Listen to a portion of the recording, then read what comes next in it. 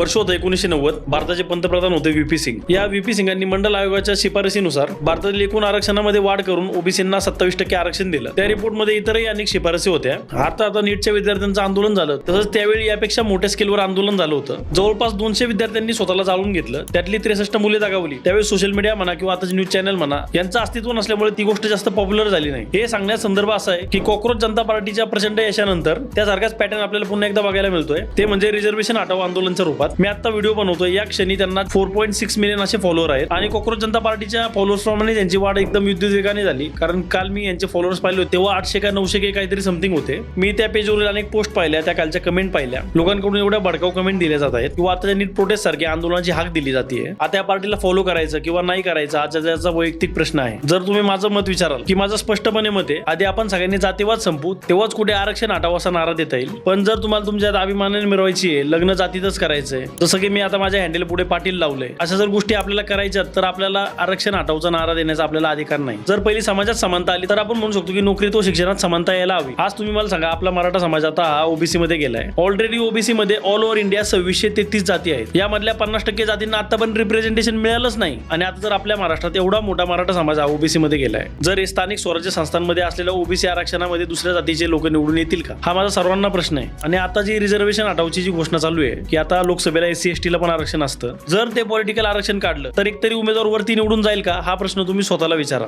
आज Indian constitution मध्ये पण रिझर्वेशनच्या जागी रिप्रेझेंटेशन हा शब्द वारंवार वापरलाय. त्याला वापरण्याची कारणे होती. अर्थात SC ST मध्ये क्रिमी लेअर आणायला माझा पूर्णपणे पाठिंबा आहे. कारण जे व्यक्ती गेले 4-5 पिढ्यांपासून आरक्षण खातात त्यांनाच आरक्षणाचा लाभ मिळतोय व त्यांच्याच जाती जे लोक पिढ्यानपिढ्यापासून गरीब आहेत, झोपडपट्टीमध्ये राहतात, त्यांना त्या गरिबीच्या दुष्टचक्रामधून बाहेर पडता येत नाहीये व शेकडो हजारो वर्षानंतरच्या संविधानामुळे त्यांना रिप्रेझेंटेशनची संधी मिळतीये व ती त्यांच्याच जातीतल्या श्रीमंत बांधवांकडून हिरावली जात आहे. त्यामुळे क्रिमी लेअरला माझा पाठिंबा राहील. मात्र जोपर्यंत जाती व्यवस्था हटत नाही, आपली सामाजिक रचना आपण स्वतःला उच्चवर्णीय किंवा निच्चवर्णीय म्हणायचं जोपर्यंत बंद करत नाही किंवा मला या जातीचा अभिमान आहे, मला त्या जातीचा गर्व आहे असं म्हणणं जोपर्यंत बंद करत नाही, तोपर्यंत आपल्याला आरक्षण हटावं असं म्हणण्याचा अधिकार नाही. मात्र जेव्हा कधी समाजामध्ये समानता येईल, सर्व समाजामध्ये जात न बघता रोटी बेटी व्यवहार चालू होतील, तेव्हा मी माझ्या नावापुढचं पाटील काढून या आंदोलनात सहभागी होईल. असं तुमचं या रिझर्वेशन हटाव आंदोलनाविषयी काय मत आहे ते तुम्ही कमेंटमध्ये व्यक्त व्हा. धन्यवाद.